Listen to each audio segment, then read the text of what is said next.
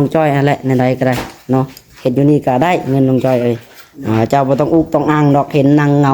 ข่อยบ่มีเงินซื้อขนมโว้ยน้องเนาะบ่แม่นได้น้องจ้อยเอ้ยได้เงินน่ะเจ้าบ่ต้องอุกว่าบ่ได้เงินมันสิว่าบ่ข่อยบ่มีเงินแหละไปหาเฮ็ดงานบ่อื่นบ่ไกลก่อนเนาะแม่นอันนี้อยู่นี่ก็ได้คือกันทั้งพ่อเพิ่นเว้าอยู่ข่อยเพิ่นบอกอยู่บอกจ้อยแน่ว่าเหมือนที่ว่าอยู่เพื่อนเฮ็ดงานอยู่นี่เหมือนที่ว่าบ่ได้เงินได้แค่มันยังบ่ทันมีทางพ่อเพิ่นยังสิให้อยู่บัตรเบอร์แต่ละเทื่อเพิ่นก็ยืนเหมือนที่ว่าเพิ่นบ่ให้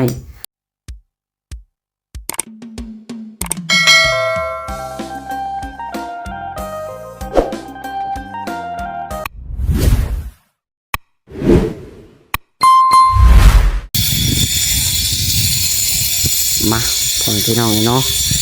โดยเปิดภาพมาก็ได้บรรยากาศแดดพี่น้องเนาะจังไรกับพี่น้องจะเข้ามาเบ็ดเบิ่งเฮือนชันลั่นแป้นของน้องถ้วยทองพี่น้องเนาะเกิดกับเฮือนน้องหลาเองพี่น้องเฮือนน้องหลาก็ได้บริเฮ็ดเลยพี่น้องเนาะถ่ายเลาะเบิ่งนี่แหละพี่น้องเครื่องกรองเล็กยังกะคือว่าเบิดแล้วพี่น้องเนาะเห็นน้องถ้วยทองเพิ่นเอาไปเฮ็ดเฮือนเพิ่นเบิดแล้วเนาะเล็กเป็นลายยังก็ได้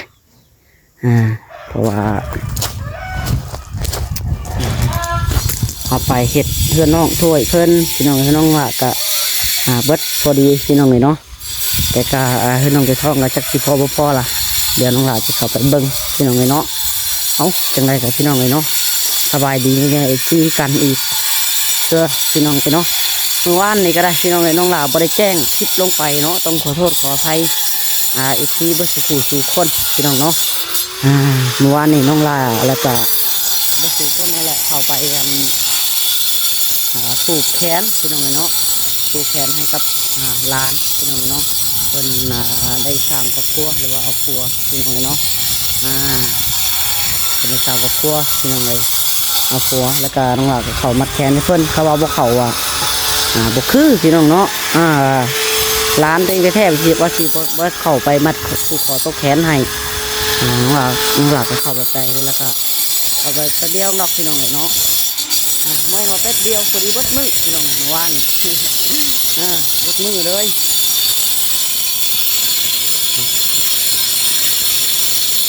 ไปช่องกระลังปาดบล็อกคนกุ้มอยู่ไปเนาะเดินคนก็ได้ทีแล้วละพี่น้องเลยเนาะ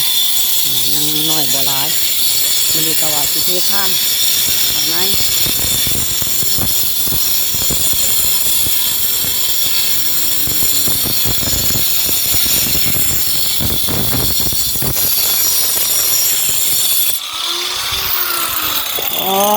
โตสบายดีน้องถ้วยทองสบายดี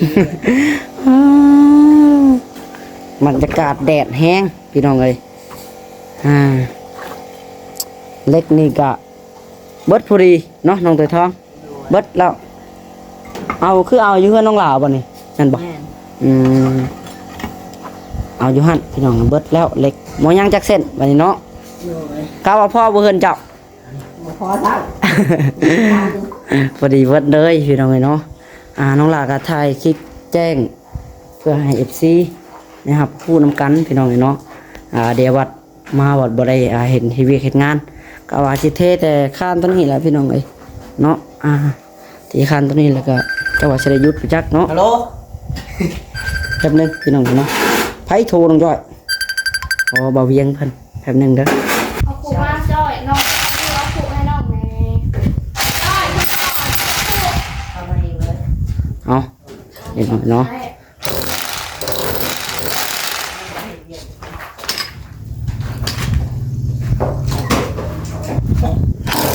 โม้บุญใหญ่เลยเจ้าเด้ฮะเจ้าสามีเจ้าได้ดีใจแค่คนอะไรคนบ้านอื่นเขาไม่จัดเจ้าคนบ้านมาจัดดีใจผู้สาวตัวเองมาจากผู้ชาวตีหัวเสร็จดีเด้เชิงทุ่งสีขาวแล้วทำมาเป็นผ้าในเซงดิ เนี่ยข่อยงงแล้วว่าภาษา คือสิได้ สบายดีบ่ทรงน้ำเนาะ ดีเด้อ สบายดีน้องจ้อยน้ำพี่น้องเลยกำลังจิเทคานพี่น้องเลยมาเด็กเทคาน ใส่น้ำแดง คือนี่เนาะ บ่อยากคือไปแล้วเบิ่งแต่บาดส่วนนะเนาะ ฮะ กินดาวอีกคือ อ๋อติดดาวอย่าคืออะไรละนี่เนาะ มันบ่เซียนได้แต่เบิ่งเนาะคันเซียนนี่สิตีก่อนจะก็ใส่ปุ๊บข่อยเบิ่ง นั่นตักตอนจังปีดิ สาน้ำใช่เลยเอาน้ำใส่ สาดเป็นไง เอาน้ำในทางสีสาใส่คุกอุ่นอันนี้จะมา ลายหรือหน่อย อัจฉรด ใส่คุนึงเลย เออ เออเออ มาเลย หลายลูกแล้ว พอ มาเลยว่าคือโยเว้ย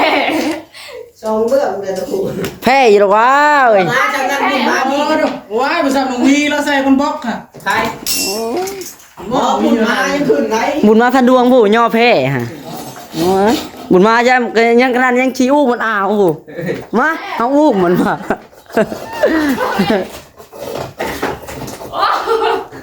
เอาย่อขึ้น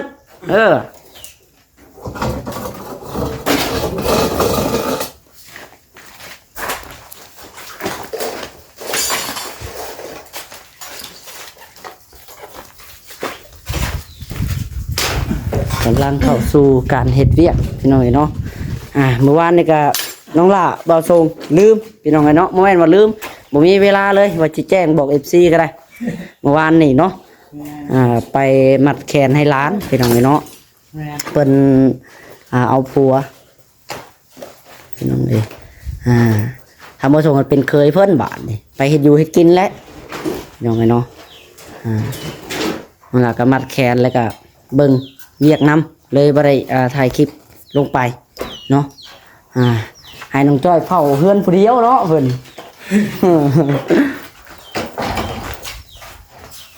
เป่าเพื่อนกระสุนควรเป่าอยู่นี่นะเป่าเพื่อนได้เป่าเพื่อนเป่าคือเป่าแล้วก็ ค่ะคือจะมีเป็นตะปะ เร็วเอาดี ไม่ได้สั่งเนาะ เป่าดีเนาะ พี่น้องเอ้ยเต็มลายพาเติมแล้วโอ้ตรงนี้จอดพร้อมเบิดโตหมุนได้100 องศาเลยเมื่อกี้หอบปุ๊บมาเบิ่งห้องนี้ก่อนนี่ รับเด้อใหม่ตัวจ้า จับเลยจับเลย เรียบร้อยเบิดพี่น้องเนาะ เล็กมันบ่ทุกมึงได้ค่ะนี่แบบประจับเลย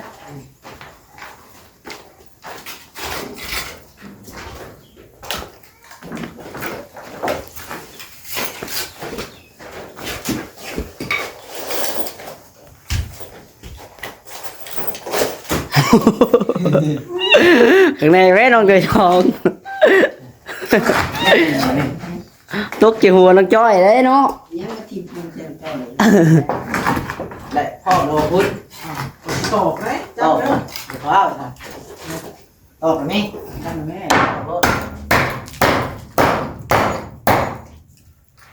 บอกไปจะสิดู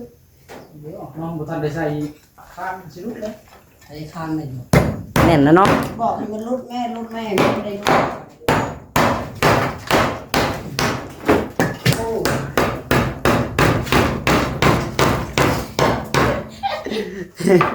ไก่คิป เด้อ ฮะ โอ้จะได้ครับนะ ตกแล้วบ่ ก่อน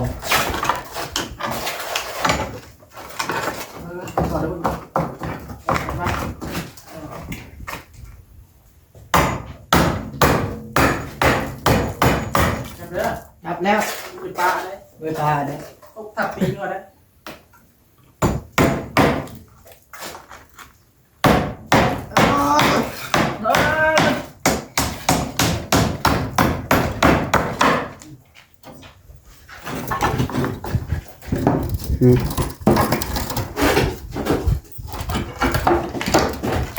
เอ้า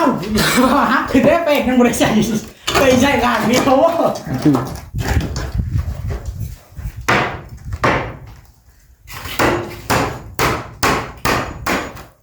การเข้าแบบพี่น้องเนาะแป้นเฮากับสิประมาณนี้แหละ อ่าตัวนี้แหละถือว่างามสุดในกลุ่มเนาะ มาเลือก บางแผ่นก็งามบางแผ่นก็บ่งามเทคาน2คานนี่แหละพี่น้องเอ้ยมื้อนี้ตะกร้าเล็กเบิดซะก่อนเนาะจะได้เทแต่คานเดียวแล้วก็ตั้งมุมกบคือน้องหลาพี่น้องตั้งหน้าต่างแล้วก็อีกดอกวงหนึงเล็กก็คือว่ายังอยู่เล็กเศษเล็กอีหยังตัวตัดเนาะพอได้ก่อเล็กสั้นๆกระดุกกระดิกพอได้ชี้ใส่หนวดมันได้ก่ออีดอกตัว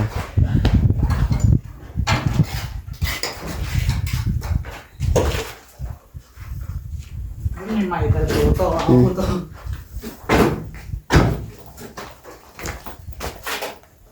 ข้าวติดกัน แหมหายขาดขาดก้อนเนาะ อ๋อตัวแผ่นยาวเนาะตัวนี้ เว้ย มันจะต่อยหมักปุยลุยเนาะ ได้เสร็จแล้วยาวก็มูละ เอาแล้วล่ะวะไปช่างอีกวะอ่ะ นักกินอะไร ขึ้นอะไรหักเลยดึงเขาได้มันขากันได้ ดึงแล้วก็ฮัก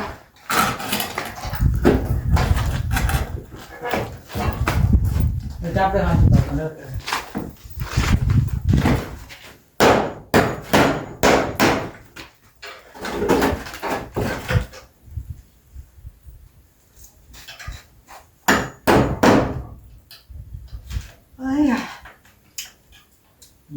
บาท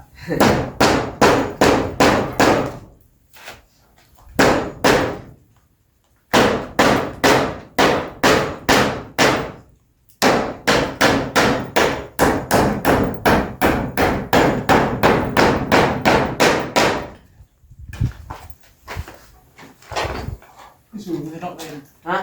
สูงเราเทจำเป็นร้าน มาตอนนั้นเป็นแบบเอาสูงกว่ากัน ไปชมจะคานเดียวนี่ เรื่องเล็กมีเท่านี้เนาะ คันเดียวนี้ชื่อน้องจอย แล้วก็ตั้งหัวกบพูดเพื่อนน้องหลายพูดตั้งเป็นเยี่ยม เอาเบิ่งทางมือคิดกันมากก็ มีโตคันเล็ก อ๋อแล้วไปช่างอะนะเป็นยังน้องจอยจะเป็นยัง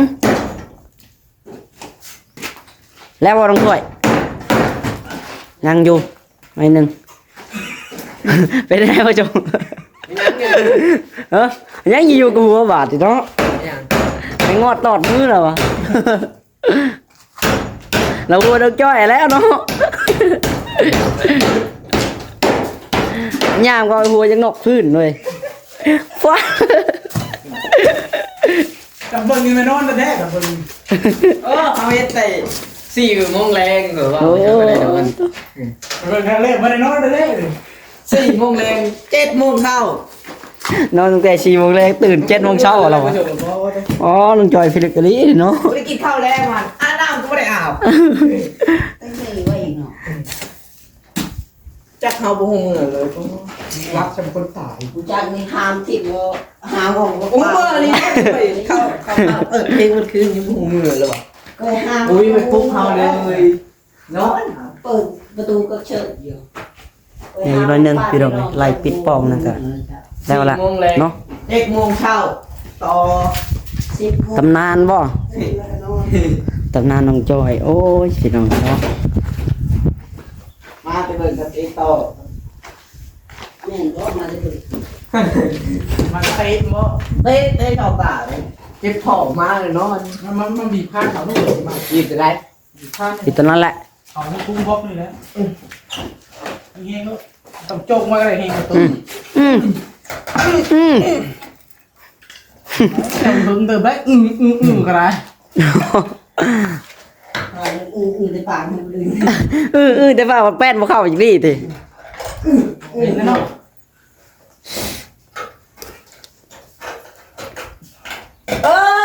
เนี่ย เล็กหนีมือ บีบพวกเขาแล้วนะเห็นเลย ผมบอกข่าวใช่ มันพวกเขาแล้วมันหนีมือจะมามุกกิน เข้ากูอย่าใจ ไปเลยไปเลยไปที่ห้อง อ้าว อย่ามัน โอ้ หมอกก็ต้องเลยสามคุก พี่น้องไอ้เนาะคือว่าทานน้องจ้อยคือว่าได้ยินข่าวแวบๆอยู่ว่าน้องจ้อยคือว่าสิไปเฮ็ดงานบ่หรือว่าใด ว่าสิไปเฮ็ดงาน ๆฮะไปเฮ็ดงานอยู่ไสฮะ อยู่เรียน อยู่เวียงโอ้ยพี่น้องไอ้เนาะน้องจ้อยนี่สิไปเฮ็ดงานว่าซั่นแม่นอยู่บ่เนาะ ไป มีพลัง ไปชิว บ่ไปเฮ็ดงานกับเบิ่งก่อนเนาะเฮ็ดเวียกอยู่นี่แล้วก่อนยังไปเนาะน้องถ้วย เฮ็ดอยู่นี่ก็ได้คือการเงินก็บ่แม่นสิว่าอยู่ก็บ่แม่นว่าสิบ่ได้เงินบัดมันมีมันยังสิได้เงินคำบ่แม่นสิว่าเฮ็ดอยู่นี่ก็คือว่าน้องตัวทองบ่มีงบจ้างงบหยังก็ได้คือการเงินคำหั่นนะมาฮอดเวลาได้ยังสิได้น้องบ่ส่งคะแนนเฮาดุนะว่าง่ายอยู่ใส่ก็ได้คือการเงินคำเขาถึงกันนะว่าเฮาดูเฮ็ดเวียกเฮ็ดงานได้เบิดอยู่ใส่กัน ติดรีบของตัวซะก่อน โอ้บ่ถึงกันท่าดอกเฮาเฮ็ดเวียกอยู่ซุมื้อเนาะเห็นเฮาบ่เฮ็ดนอนอยู่ซื่อไผสิเอาเงินมาให้เนาะอยู่ใส่คือกันพี่น้องเอ้ยมีแต่อยากบอกให้ทางน้องจ้อยนั่นแหละพี่น้องเอ้ยเนาะบ่แม่นว่าเฮ็ดเรื่องน้องถ้วยบ่มีงบหยังจ้างสิบ่ได้เงินได้คือกันเนาะฮอดเวลาได้มันยังสิได้เงินคำมันมาตามหลังพี่น้องเอ้ยเนาะขอแค่เฮาขยันเฮ็ดเวียกเฮ็ดเวียกอันซุมื้อนะเฮ็ดเงินคำมันหาได้น้ำใจหายากพี่น้องเอ้ยเนาะนี่แหละ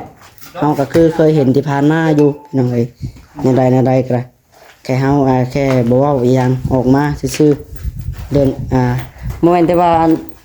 เรื่องบ่แม่นแต่ว่าน้องจ้อยพี่น้องหลายคนเนาะแค่เฮาบ่เว้าแค่เฮาเฮ็ดงานที่ผ่านมาแต่ละบ้านแต่ละโอ้ยพูดพี่น้องเอ้ยแค่เฮาบ่เห็นสิเว้าอิหยังก็ปล่อยมันไปเนาะเฮาก็ให้เวียกเฮาตามหน้าที่เฮาพี่น้องเอ้ยคือกับน้องจ้อยนั่นแหละในใดก็ได้เนาะเฮ็ดอยู่นี่ก็ได้เงินน้องจ้อยเอ้ยเจ้าบ่ต้องอุกต้องอ้างดอกเห็นนางเงาโอ้ยข่อยบ่มีเงินซื้อขนมโอ้ยพี่น้องเอ้ยเนาะบ่แม่นได้น้องจ้อยเอ้ยได้เงินน่ะเจ้าบ่ต้องอุกว่าบ่ได้เงินมันสิว่าบ่ข่อยบ่มีเงินแหละไปหาเฮ็ดงานบ่อื่นบ่ไกลก่อนเนาะแม่นอันนี้อยู่นี่ก็ได้คือกันทั้งพ่อเพิ่นเว้าอยู่ทั้งข่อยเพิ่นบอกอยู่บอกจ้อยแน่ว่าเหมือนที่ว่าอยู่เพื่อนเฮ็ดงานอยู่นี่เหมือนสิว่าบ่ได้เงินได้แค่มันยังบ่ทันมีทางพ่อเพิ่นยังสิให้อยู่บัตรเบอร์แต่ละเทื่อเพิ่นก็ยืนเหมือนสิว่าเพิ่นบ่ให้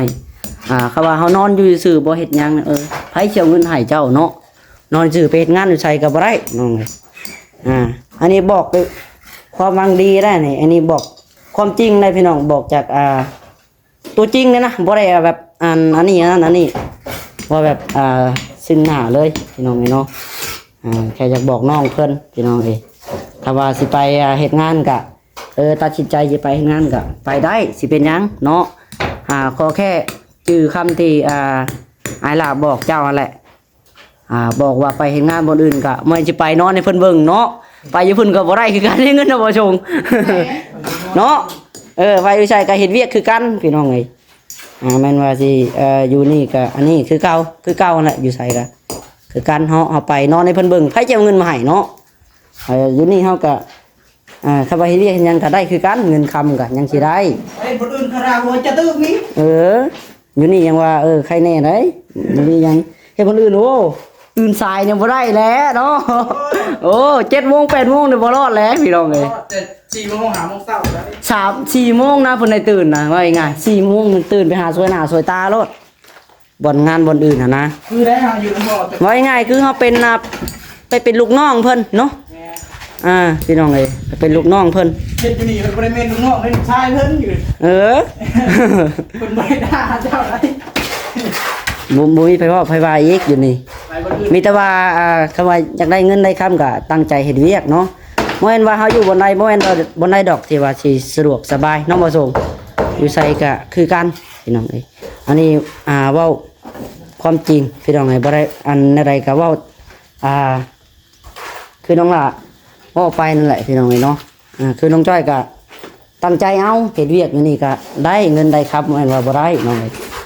แม่นว่าน้องคือทองบ่มีเงินจ้างครับจังซี่แหละตั้งใจสิไปเฮ็ดงานบ่อื่นนั่นนั่นนี่บ่แม่นได้น้องจ้อยเอ้ยเนาะยังสิได้อยู่เท่าไหร่ครับ เพิ่นให้คือบ่ส่งไรแฮงแตกแล้วเนาะจักได้เลี้ยงเมียอีก บ่เห็นสิได้เงินได้คำแล้วก็ได้ลาวก็ยังเฮ็ดพี่น้องเอ้ยบ่ส่งแฮงแตกแล้วน้องหลาก็ยังคิดอยู่บ่แม่นได้ว่าบ่คิดพี่น้องเอ้ยเนาะคิดอีตนยันน้องนุ่งบ่ได้เงินได้คำนั่นแหละเพราะว่าเฮ็ดเดือนหยังนำก็ได้คือทางน้องจ้อยก็เฮ็ดเอาจะได้ก็นอนอยู่ซื่อเนาะเขาบ่ให้ได้เงินอยู่วันใดก็คือกันบ่มีวันใดดอกที่ว่าสิสะดวกสบายนอนอยู่นอนกินกะเพิ่นเอาเงินคำมาให้เฮาก็ต้องเฮ็ดเวียกอยู่ใส่ก็คือกันพี่น้องเอ้ย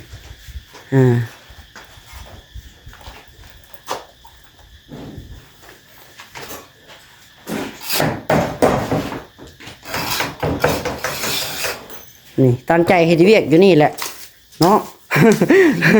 ก็อิงตามน้องเพิ่นตัดสินใจคือกันพี่น้องเอ้ยเนาะก็ว่าจะไปก็บ่มีไผห้ามไผว่าดอกน้องหลาก็ จะไปทำประสบการณ์กับนี้ แม่นไปแลนเบิ่งนั่นแหละก็ที่น้องหลาเว้าไปก็ย่านน้องนุ่งลำบากนั่นแหละพี่น้องเอ้ยเนาะเลยเว้าคือว่าแล้วเนาะอยู่ไสก็คือกันพี่น้องเอ้ยเนาะอยู่นี่ก็ลำบากไปอีกแนวนึงไปพุ่นก็ลำบากไปอีกแนวนึงเขาว่าไป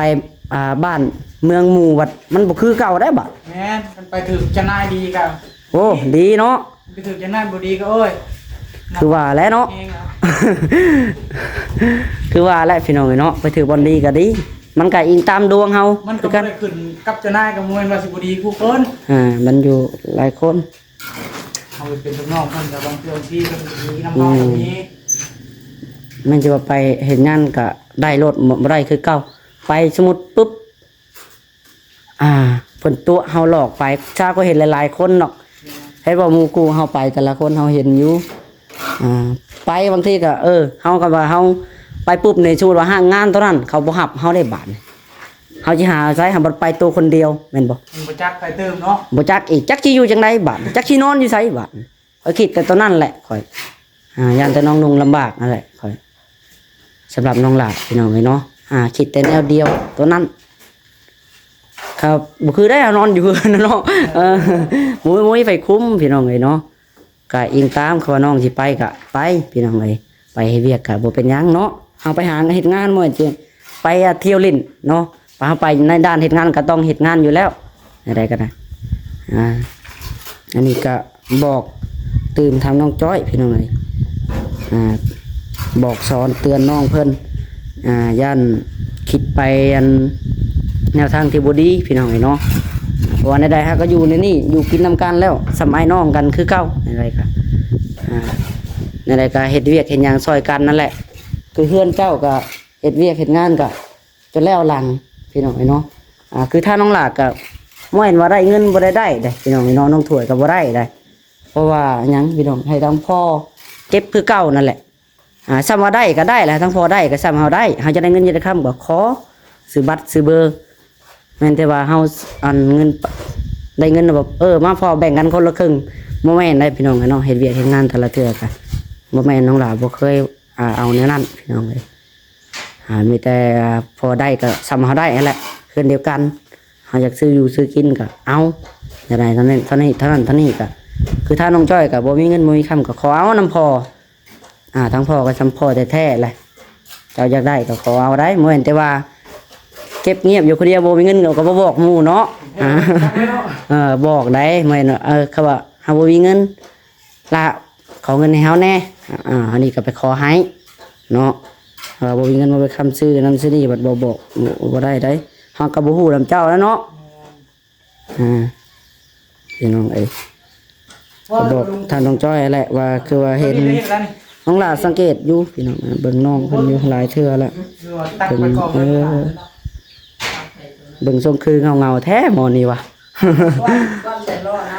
เพิ่นคือว่าสิไปเฮ็ดงานเบิ่งพี่น้องเบิ่งอยู่คลิปน้องเลยนะเนาะนั่นแหละบอกให้ทางน้องจ้อยตั้งใจเอาในใดก็อยู่นี่ก็ได้เงินเนาะเฮาเฮ็ดเวียกคือกันอยู่ใส่ก็ได้คือเก่ายังสิได้เงินคำก็ได้เพราะว่าเฮือนน้องถ้วยทองบ่มีงบค่าจ้างพี่น้องน้องหลาดก็บ่มีแต่ว่าเฮ็ดโดยตนเองเนาะแต่ละเทื่อก็คือแบบน้องจ้อยก็เฮ็ดเฮือนเพิ่นก็บ่แม่นว่าบ่ไล่ขายงานให้พี่น้องไล่ แต่การมาตัวนี้บัดเฮาบ่มีเงินจ้างอย่าน้องเพิ่นคิดไปทั้งในด้านที่ผิด ยังบ่มีเงินหา นะ ตอนนี้เนาะ แม่นยังสิได้บ่เห็นว่าเฮาบ่ได้ให้พี่น้องเอ้ยนี่ยังสิได้คือเก่าในใดก็ได้ หามาก็ให้ เนาะคือถ้ามาส่งโอ้ย น้องหลานยังคิดอยู่พี่น้องเอ้ยโอ้ยหาเงินใส่เด้เนาะยังคิดอยู่ได้พี่น้องเอ้ยบ่แม่นแต่ว่าเฮาลืมบุญคุณบ่ได้ลืมพี่น้องเอ้ยเนาะหมู่ครูคือไอ้น้องเฮาเฮ็ดซอยคือเป็นไอกันโอ้ยนั่นก็ยังได้เงินได้คำมาก็ยังยืนคือเก่านั่นใดก็เฮาอยู่นํกันกินนํกันพี่น้องเอ้ยเนาะนั่นใดก็อยู่ร่วมกันคือเก่านั่นแหละได้ประสงค์ใส่ไฟบ่ได้ละ